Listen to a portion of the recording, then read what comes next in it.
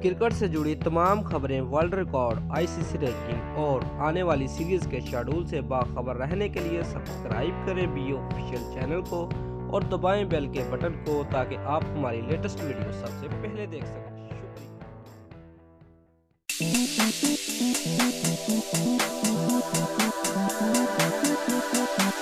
Views PSL final के कामयाब इनकार पर इंटरनेशनल क्रिकेट काउंसिल मुतमिन हो गई। वेस्ट इंडीज के दौरा पाकिस्तान के लिए आईसीसी ऑफिशियल्स कराची आएंगे। कराची में पाकिस्तान सुपर लीग के फाइनल का कामयाब इनकार के बाद इंतजामात से आईसीसी भी मुतमिन हो गई है। व्यूज पाक वेस्ट इंडीज सीरीज के लिए आईसीसी अपने ऑफिशियल्स भेजेगी। डेविड बॉन्ड रेफरी की खिदमात इंजाम देंगे। General manager cricket Geoff Allardice और senior umpire general manager referee Adrian Griffith Karachi आएंगे।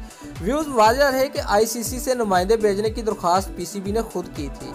दोस्तों, अगर आपको हमारी ये वीडियो पसंद आई है तो वीडियो को लाइक और शेयर लाजमी करें और हमारे चैनल को सब्सक्राइब करना मत भूलिए। शुक्रिया।